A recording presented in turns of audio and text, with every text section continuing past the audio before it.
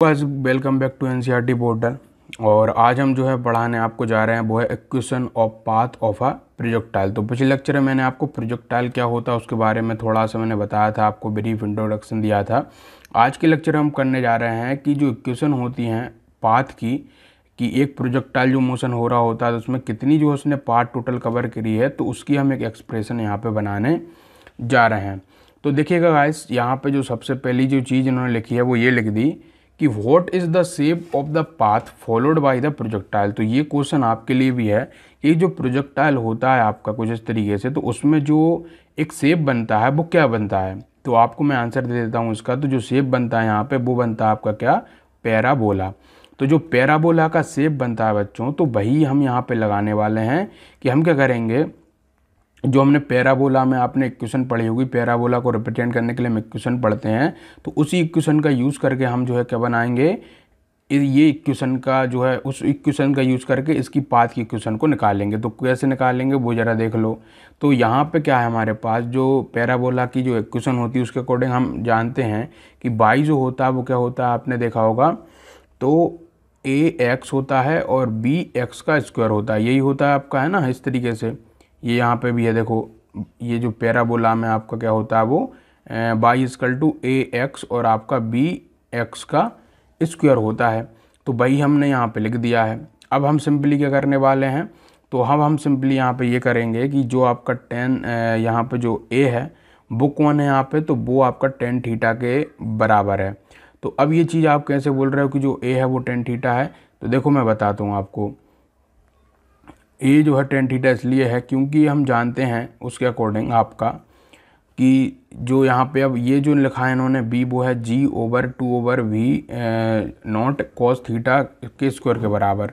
तो ये सभी जो एक्सप्रेशन यहाँ पे जो पुट करी गई हैं बच्चों, वो क्या है उनकी उसके अकॉर्डिंग करी गई है, ए बी उसके अकॉर्डिंग। तो यहाँ पे जो जी है एंड थीटा नॉट है, वी नॉट है, ये सभी तो कांस्टेंट है ना। तो ये तो आपको वैल्यू मिल ही जाएगी इनकी, बट चेंज किस में आएगा आपका, तो वो आपका एक्स वगैरह में चेंज आएगा। तो यहाँ से आपको क्लियरली शो हो रहा होगा कि आपका ये जो बाई की यहाँ से जो आप इसको इसको इस तरह से कंपेयर करके देखोगे तो आपको पैराबोला ही दिखेगा। और यहाँ पे जो बी, जो ए और बी हैं वो भी कांस्टेंट ही हैं, और दिस इज द इक्वेशन है पैराबोला की।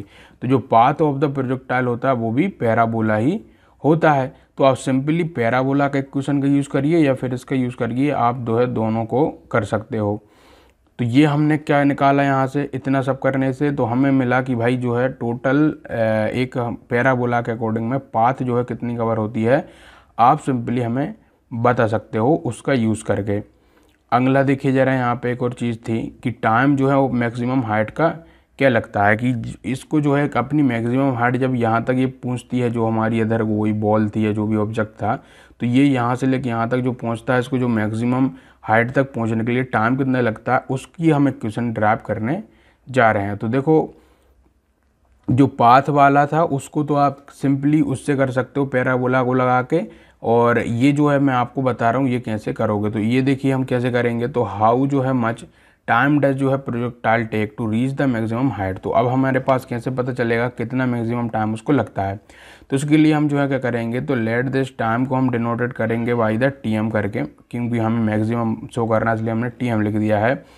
सिंस एट दिस पॉइंट जो वी वाई रहेगा आपका, मतलब कि वेलोसिटी एट जो है वाई पे जो होगी वो जीरो होगी, क्लियर सी बात है, क्योंकि जब मैक्सिमम हाइट पे पहुंचेगा तो वहाँ पे जाके उसका मोशन जो होगा, जो उस ऑब्जेक्ट का ऊपर जाना रुक जाएगा, मतलब कि वी वाई डायरेक्शन में जो रहेगी वेलोसिटी जीरो होगी।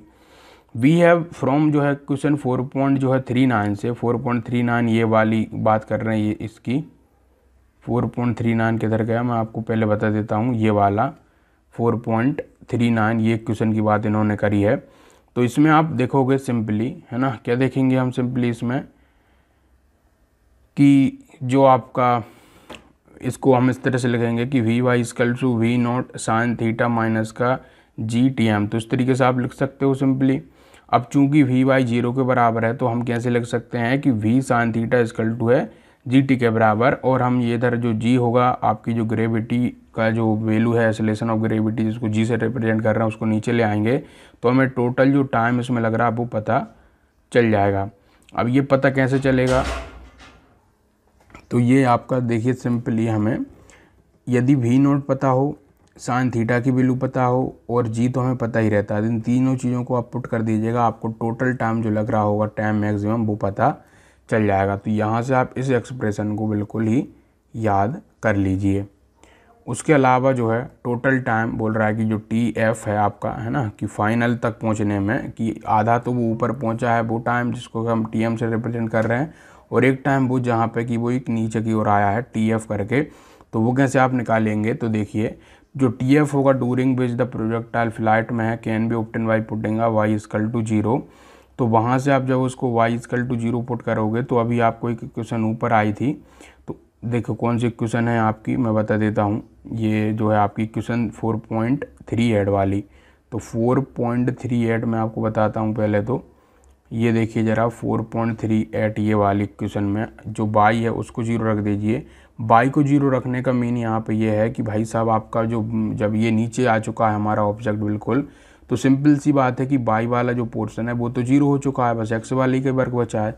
तो आप बाई की जगह जैसे ही 0 रखेंगे तो आपको क्या होगा कि सिंपली जो है ये, और इस तरीके से आप ले जाओगे उसको, मैं बताता हूँ कैसे आप ले जाओगे उसको, कि हाफ जी टी का स्क्वायर इक्वल टू आपको इधर क्या है आपका वी नोट साइन जो है आपका थीटा नोट, यही है हमारे पास, और साथ में एक टी का मल्टीप्लाई है पूरे एक संग। तो ये टी से ये टी उड़ जाएगा आपका, ये जो है आपका नीचे की ओर जाएगा, और ये जो हाफ है तो वो ऊपर जाके 2 मल्टीप्लाई में चला जाएगा। मतलब कि हम लिख सकते हैं वी नोट साइन जो है आपका थीटा ओवर जी, है ना, और मल्टीप्लाई बाई 2।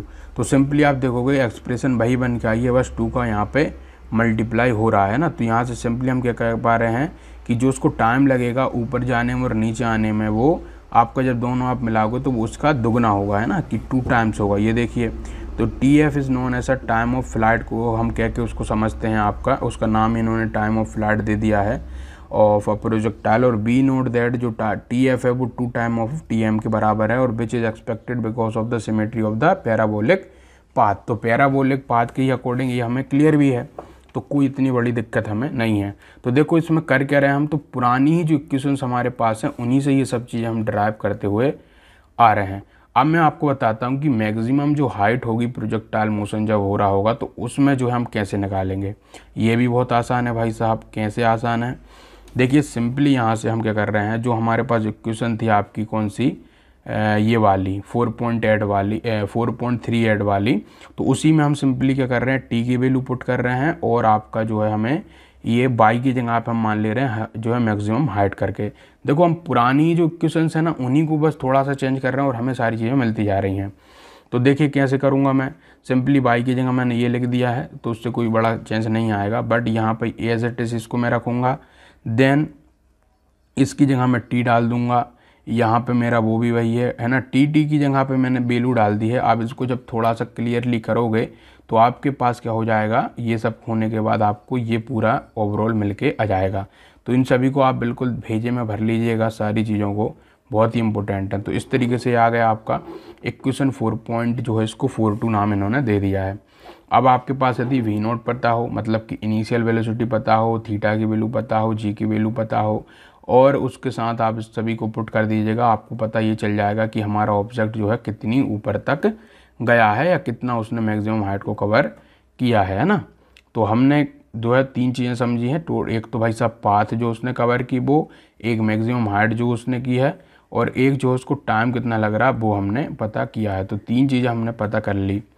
और यहाँ पे अब देखिए हॉरिजॉन्टल एक तो था क्या इसका पाथ, एक था टाइम, है ना, और मैक्सिमम हाइट, और एक और क्या था आपका मैक्सिमम हाइट था, और एक और है आपका हॉरिजॉन्टल रेंज ऑफ प्रोजेक्टाइल। तो उसको भी देख ही लेते हैं। तो जो हॉरिजॉन्टल डिस्टेंस ट्रेवल बाय या projectile from at initial point जो कि है एक्स इक्वल टू और वाई इक्वल टू 0 से लेके पोजीशन वेयर पासेज आ वाई इक्वल टू 0 में जब आ जाएगा वो, देखो वाई इक्वल टू 0 आपको 2 बार आएगा। पहला तो जब आएगा जब आपका मोशन कैसा हो रहा होगा, शुरुआत में होगा, बिल्कुल जब हमारा ऑब्जेक्ट रखा होगा तो वाई भी 0 होगा, एक्स भी 0 होगा।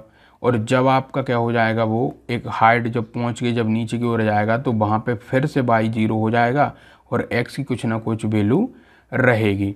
तो यहाँ से अब आपसे ये इक्वेशन बनाने जा रहे हैं कि उसने जो टोटल वो हॉरिजॉन्टल अपनी रेंज कवर करेगा वो आप कैसे निकालोगे।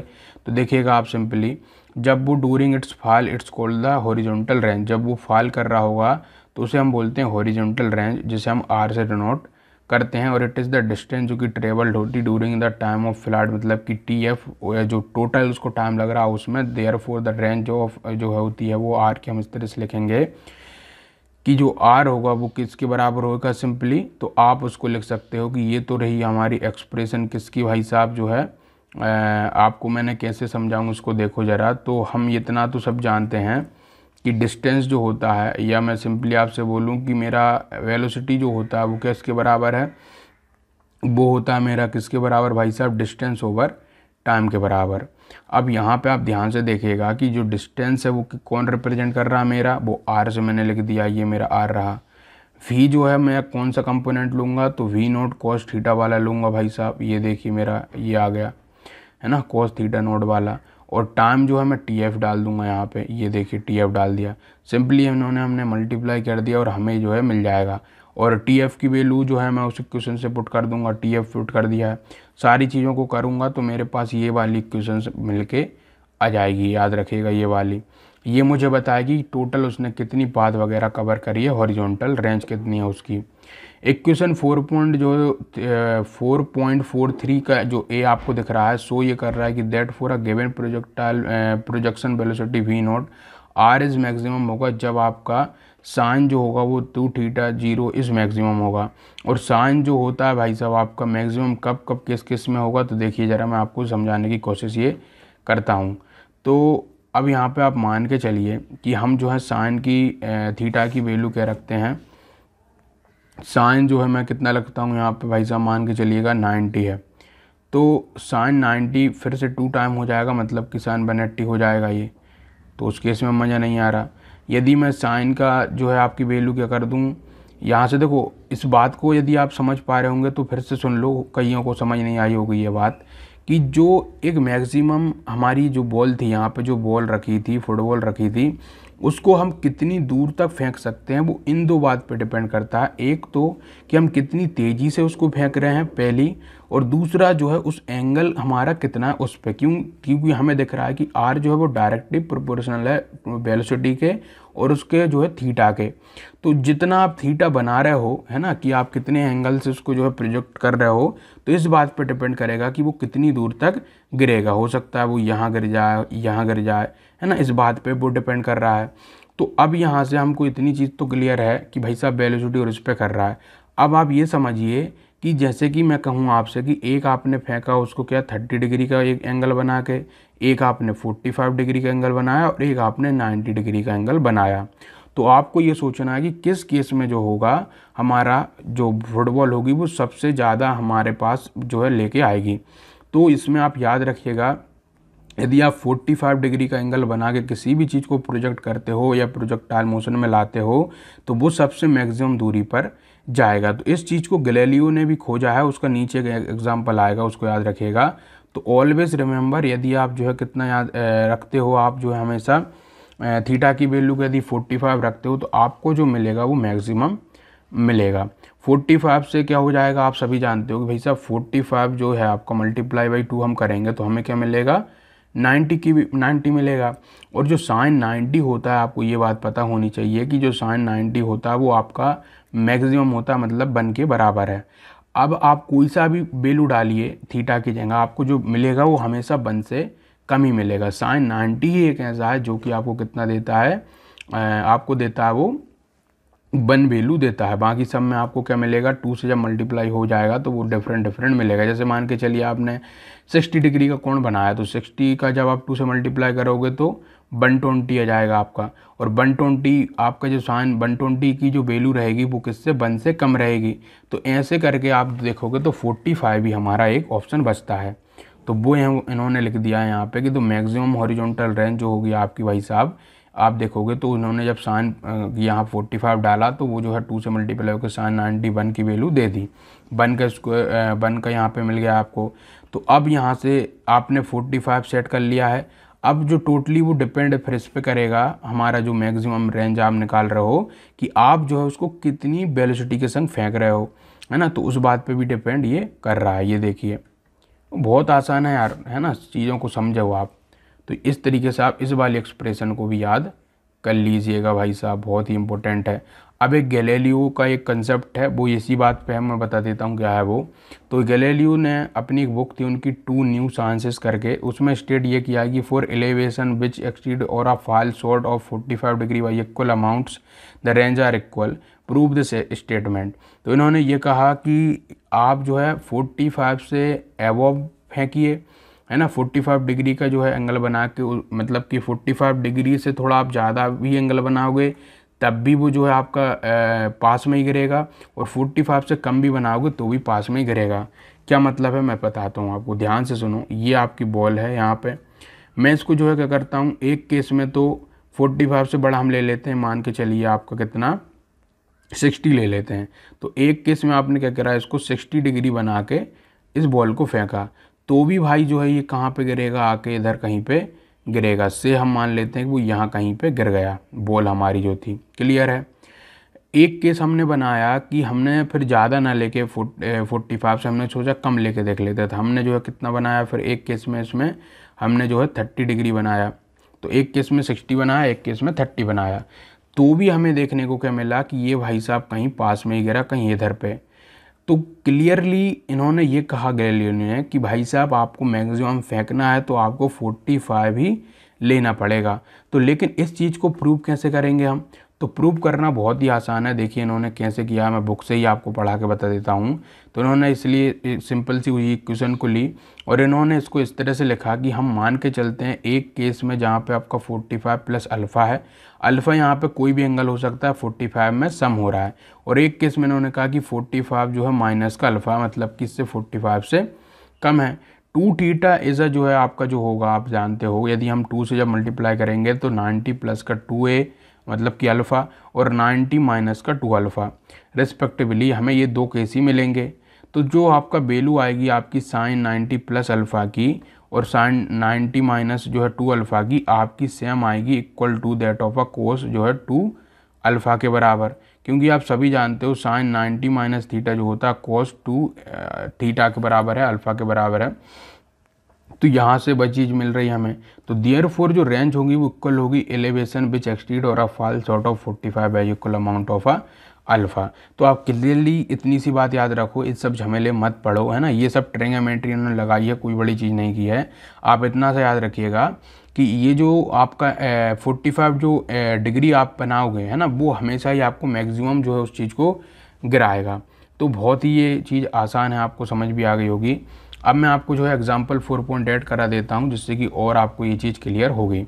एक हाइकर है जो कि stands on the edge of a cliff, है ना। कोई हाइकर है भाई साहब, हाइकर वो होते हैं जो कि बड़ी बड़ी पहाड़ियों वगैरह पे चलते हैं, चढ़ते हैं। तो जैसे क्लिफ मिलिफ है एक आपकी। क्लिफ क्या होती है, तो देखिए आपकी इस तरीके से ये आपका पूरा समुद्र है। तो क्लिफ होती है कि जब हील होती है तो हील पे इस तरीके से ऐसे करके कुछ बना रहता है ना, उस चीज़ को बोलते हैं क्लिफ। तो एक आपका कौन है, हाइकर है जो कि एज पे खड़ा है किनारे पे क्लिफ के, जो कि आपकी कितनी है 490 मीटर अबव है ग्राउंड से, है ना। मैं फिर से वही केस बना देता हूँ जिससे कि आपको याद रहेगा। तो ये तो आपका समुद्र है इस तरीके से, और ये आपकी क्या है इधर पे, ये आपकी है क्लिफ इस तरीके से, जो कि इसकी डिस्टेंस है आपकी ग्राउंड से वो कितनी है 490 मीटर करके। और इसके अलावा देखोगे आप तो वो बंदा जो भी है वो यहाँ पे खड़ा है, और आगे लिखा है कि वो क्या करता है आपका अबव द ग्राउंड से एंड थ्रो करता है कि स्टोन जो है हॉरिजॉन्टली विथ एन इनिशियल जो है स्पीड जो कि है 15 मीटर प्रति सेकंड। तो वो क्या करता है, एक पत्थर जो उसके हाथ में होता है, स्टोन जो होता है उसके हाथ में, उसको फेंक देता है हॉरिजॉन्टली एक इनिशियल स्पीड से, मतलब कि V0 हमें गिवन है वो कितनी है इधर पे 15 मीटर पर सेकंड से। वो एक स्टोन लिया हाथ में, उसने इस तरह से फेंक दिया। तो इन्होंने कहा आप एयर रेजिस्टेंस को नेगलेक्ट कर दो, उस केस में हटा दो। फाइंड करिए कि टाइम जो है taken by the stone to reach the ground. आपको ये बताना है कि कितना समय उसको लगेगा उस स्टोन को ग्राउंड को टच करने में, ये बताना आपको, टाइम यहाँ पे बताना। और द स्पीड है with which it hits the ground, और क्या स्पीड से जो है वो हिट करेगा, मतलब कि फाइनल जो स्पीड जो निकल के आएगी उसकी वो आपको बतानी है किस स्पीड से वो कर रहा होगा। और इस केस में जो जी की वैल्यू है वो 9.8 आप ले सकते हो इतना एक्सेलरेशन के संग। तो सब कुछ गिवन है, इक्वेशन पुट करो, खेल ख़त्म। देखो मैं आपको बताता हूँ इन्होंने कैसे किया हुआ है। तो आंसर में पहले तो समझ लो, इन्होंने कहा कि be choose the origin of the X and Y जो है axes at the edge of the cliff at a T equal to 0 second पे at the instant the stone is a thrown. तो जो choose the positive direction of an X axis to be along the initial velocity and positive direction of a Y axis to be the vertical upward direction के लिए simple सी बात है। जो X and Y component of motion can be treated independently होंगे, जिस तरह से हमने पहले भी कर चुके हैं। तो इक्वेशन ऑफ मोशन आपके पास निकल के आएंगी, एक एक्स के लिए और एक वाई के लिए। तो यहाँ से आपको मैं बताता हूँ, देखो ये सिंपली तो बताती है कि भाई सीधा जो है उसमें मोशन हो रहा है, और इसमें क्या हो रहा है, ये जब नीचे की ओर आपका ऊपर की ओर जा रहा है इसलिए इस तरीके से आ रहा है। तो यहाँ पे आप देखोगे कि जो X not equal to Y not है ना, और दोनों ही 0 के बराबर है, शुरुआती जो मोशन है उसका। और वी ओ वाई जो रहेगा वो 0 है, वेलोसिटी जो कि है आपकी ओरिजिन से वाई वाली। और एसेलेशन जो कि हमें माइनस का जी ले लेना है, माइनस का जो है 9.8 हम लेंगे, है ना। तो ये हमें जी के वैल्यू पता है। और वी ओ एक्स तो हमें दे ही दिया है इन्होंने, ओरिजिनली जो स्पीड थी आपकी उसकी तो वो 15 मीटर प्रति सेकेंड है। तो जो स्टोन जो है हिट करता है आपका ग्राउंड फ्रॉम जो है वैन, जब उसकी जो बाई की वैल्यू है, टी की वैल्यू है वो माइनस का 490 मीटर है ना। तो 490 मीटर वो ग्राउंड से ऊपर है, तो हमने वो रख दिया उसका। देन हमने यहाँ पे आपका ये जो माइनस से उसको डाल दिया, तो ये माइनस से तो माइनस पहले खेल में उड़ गया है। उसके अलावा आप देखोगे कोई बड़ी चीज़ नहीं कर रहे हैं हम, सिंपली जो है चीज़ों को करते जा रहे हैं, है ना। हमने क्या करा क्या है वो मैं बता देता हूँ आपको। हमने सिंपली केस ये लिया है कि पहले तो इसको मैंने 0 कर दिया है, इसको 0 कर दिया है, और यहाँ पे मेरा जो है टाइम को मैंने इधर ले लिया है इधर पे, है ना। उसके अलावा हाफ मेरे पास एज इट इज़ है ना। यहाँ पे इसके संगे मल्टीप्लाई में है तो ये भी 0 है, ये 0 है। तो ये चीज़ तो पूरी कट गई है, बचा क्या है मेरे पास, बस इतना बचा, तो वही मैं कर रहा हूँ। और यहाँ से मैंने जब सारी वैल्यू डाली तो मेरे पास जो है क्या हो जाएगा, टी निकल के आएगा 10 सेकंड। तो हमें क्लियरली पता चला कि भाई साहब उसको जो है 10 सेकंड लगेंगे ग्राउंड तक आने में। अब हमसे पूछ रहा था कि वेलोसिटी क्या होगी जो है कंपोनेंट वी एक्स या फिर बोल सकते हैं वी ओ एक्स की, एंड वी वाई जो कि है वी ओ वाई माइनस का जी टी के बराबर है, उसकी हमें वेलोसिटी बतानी थी। तो हमें जब वेलोसिटी बतानी हो तो सिंपली हमारे पास वी ओ वाई तो पता चल गया है कितना है, हम उसको पुट कर देंगे। तो यहाँ से हमें मतलब कि वी ओ वाई ही तो निकालना है हमें, तो वो हम निकालेंगे। और यहाँ से आप देखोगे कि ये जो जी है उसकी वैल्यू हम निकालेंगे, और मतलब कि वैल्यू को पुट करेंगे। टी हमने अभी निकाल ही लिया है, और यहाँ से आप सब चीज़ों को जब पुट करोगे तो आपके पास ये जो है पूरा निकल के आ जाएगा। एक चीज़ और यहाँ से समझ लीजिए, और वो ये है कि यहाँ पे मैं आपको बताने वाला था कि ये देखिए ज़रा कौन सी चीज़, ये वी वाई जो है आपका वो 0 है। क्यों वी वाई 0 है, क्योंकि भाई साहब जब वो हिट कर रहा है ग्राउंड को तो बाई कंपोनेंट की स्पीड 0 हो जाएगी, तो हमने उसको 0 पुट किया हुआ है यहाँ पे। तो सब चीज़ों को एज इट इज़ हम डाल रहे हैं, और ये करने के बाद आप देखोगे सिंपली हमारे पास कितना आ रहा है, माइनस का 98 मीटर पर सेकेंड आ रहा है। मतलब बाई की वैल्यू की बाई जब ऊपर की ओर था तो वो माइनस का जो है 98 मीटर प्रति सेकंड की स्पीड से जा रहा। तो देयरफॉर जो स्पीड ऑफ स्टोन हमारे पास होगी, कि जो टोटल आपकी नेट इन्होंने स्पीड पूछी थी वो आप सभी जानते हो कि हम तो एक वी एक्स कंपोनेंट और वी वाई कंपोनेंट का स्क्वायर करेंगे यहाँ पे। तो चूंकि हमारे पास ये वी वाई कंपोनेंट क्या है आपका, तो उसका हम स्क्वायर करेंगे, और वी एक्स का हमारे पास ऑलरेडी था 15 तो उसका करेंगे। तो 99 जो है आपका मीटर प्रति सेकंड ये हमें मिल जाएगा। तो ये हमें क्या मिला है, तो ये हमें मिल गई स्पीड। और दूसरा आपको मैंने एक और बताया था केस की टाइम। तो हमें दो चीज़ें पता करनी थी, दो चीज़ें हमने पता कर ली हैं। आई होप ये भी एग्जांपल आपको समझ आया होगा। एग्जांपल में 4.9 आपको करा देता हूँ, सबसे इम्पोर्टेंट है और इजी भी है, कि क्रिकेट बॉल को हम थ्रोन करते हैं at a speed of 28 metre प्रति second in a direction 30 degree above the horizontal से। तो देखो थीटा दे दिया है आपको, इनिशियल स्पीड आपको दे दी गई है, आपसे पूछ रहा है मैक्सिमम हाइट, बहुत आसान है, टाइम टेकन बाई, सब इक्वेशन में पुट करना, आंसर मिलते जाएगा। Ball to return the same level पे, और जो है आपका देखो सेम लेवल का मतलब क्या है, आपसे टी एफ पूछ रहा है ना, टी एफ।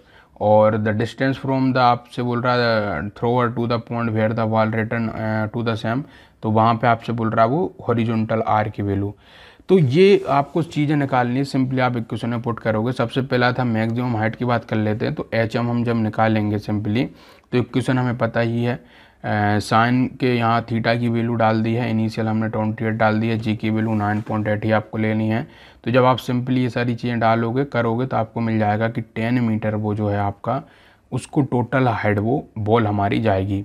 टाइम भी आप इसी तरीके से निकाल लोगे सारी चीज़ें पुट करके, उसके अलावा आर की वैल्यू भी आप निकाल लोगे। तो ये आपका यहाँ से क्लियर पूरा हो जाएगा, कोई भी आपके लिए यहाँ पे नया नहीं था।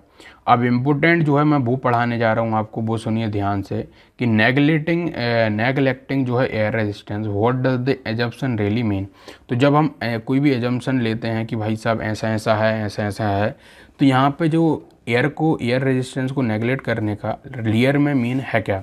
देखो, while treating the topic of a projectile motion, आप याद रखिएगा प्रोजेक्टाइल मोशन के जो हम टॉपिक को ट्रीट जब कर रहे होंगे पढ़ रहे होंगे, तो we have stated that we assume that the air resistance has no effect on the motion of a projectile. लेकिन असली में तो होता ही है भाई साहब आपका, हम आइडियली ऐसा केस ले रहे हैं कि नहीं है, बट रियल में तो आपका जो है एयर का रेजिस्टेंस कुछ न कुछ रहता है। और you must understand what the statement really means, तो ये आप सभी जानते हो। Friction force due to viscosity जो होता है, एयर रेजिस्टेंस आर ऑल जो है डेसिपेटिव फोर्सेस होते हैं आपके ये। तो in the presence of any of the such जो है forces opposing motion any object will lose some part of it initial energy को लूज करता है, एंड द कंसिक्वेंटली जो मोमेंटम भी उसका कम होता है।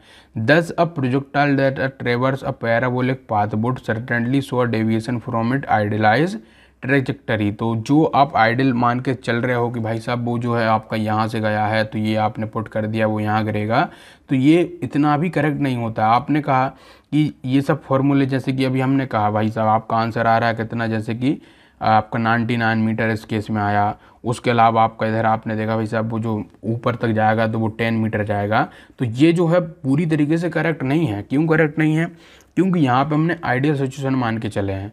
अब रियल में आप देखोगे तो ये जो है इससे थोड़ा डेविएशन कर सकता है। मान के चलिए कि 10 मीटर ना जाके 9 मीटर ही रह जाए, तो इस तरीके से हमें देखने को मिलेगा कि वो जो होगा आपका कुछ ना कुछ डेविएशन दिखाएगा रियल सिचुएशन में। उसके अलावा देखिए यहाँ पे इन्होंने एक और चीज़ लिखी है कि यहाँ से देखिए ज़रा, हाँ आइडियल ट्रैजेक्टरी, तो it will not hit the ground with a same speed which, जो कि आपका it was projected from it. तो in the absence of air resistance जो है आपका द एक्स कंपोनेंट जो होता है वेलोसिटी का remains constant, and it is only the Y component that undergoes a continuous change. तो यहाँ पे बोल रहा है जब आइडियल सिचुएशन आप लेके चलते हो जहाँ पे एयर रेजिस्टेंस है ही नहीं, तो उस केस में हमारा बाई कंपोनेंट की ही स्पीड बढ़ती घटती है, बाकी एस कंपोनेंट एकदम कांस्टेंट स्पीड के संग चल रहा होता है। However in the presence of a air जब रेजिस्टेंस होता है तो both these would get affected हो जाते हैं, और that would mean the range जो होगी would be less than one of given equation 4.43 के अकॉर्डिंग जो निकालोगे उससे कम होगी। मैक्सिमम हाइट भी आपकी कुछ ना कुछ लेस हो जाएगी। तो can you then anticipate the change in the time of flight, तो क्या आप फिर इसके लिए क्या कर पाओगे भाई साहब? तो देखिए, in order to avoid the air resistance तो we will have to perform the experiment in a vacuum में हमें करना पड़ता है और अंडर अ लो प्रेशर में करना पड़ता है, और विच इज़ नॉट ईजी, है ना। ये कोई ईजी टास्क नहीं है, वैक्यूम में आप कर ही नहीं पाओगे, उसको बहुत ही मुश्किल हो जाएगा। तो when we use a phrase like neglect, जब हम नेगलेट की बात करते हैं जैसे कि नेगलेट एयर रेजिस्टेंस, तो we imply that the change in the parameter such as a range height etc is a much smaller than their values without air resistance. मतलब कि जो इसमें एरर आएगा, मैंने एरर के ऊपर भी टॉपिक पढ़ा चुका हूँ आपको, तो इनमें जो एरर आने की संभावना है या फिर इनमें जो वैल्यू आएगी तो उसमें ज़्यादा कोई इतना फासला नहीं रहता है, 0 पॉइंट का रहता है एयर रेजिस्टेंस होती है तो भी। तो इसलिए हम इनको बोल देते हैं कि चलो नेगलेक्ट कर दो उसको। तो जो calculation without air resistance is much simpler than that with an air resistance. यदि एयर रेजिस्टेंस होगा तो कैलकुलेशन बहुत ही टफ हो जाएगी और करना भी मुश्किल हो जाएगा ऑब्जर्वेशन, लेकिन एयर रेजिस्टेंस को जब हम नेगलेक्ट कर देते हैं तो हमारे लिए वो ईजी हो जाता है। ये बात आप जानते भी होंगे। अब मैं आपको बताता हूँ भाई साहब, इस लेक्चर की लेंथ अच्छी खासी बढ़ चुकी है, तो मैं चाहता हूँ कि हम जो यूनिफॉर्म सेलुलर मोशन है, आपका एक लास्ट टॉपिक बचा हुआ है, इसको हम अगले लेक्चर में ले लें। तो इस लेक्चर में इतना ही रखते हैं। यदि आपने पूरा लास्ट तक इस टॉपिक को, इस लेक्चर को देख लिया है तो प्लीज़ जो है लाइक ज़रूर करिएगा बच्चों, लाइक आप बहुत कम कर रहे हो। 500 लाइक का जो है टारगेट है हमारा इस वीडियो का, 500 लाइक पहुंचाइएगा। शेयर जरूर कर दीजिएगा, सब्सक्राइब चैनल करके रख लो, बिल्कुल जो है रेगुलर वीडियो आने वाली। तो इस लेक्चर में इतना ही रखते हैं। Thank you.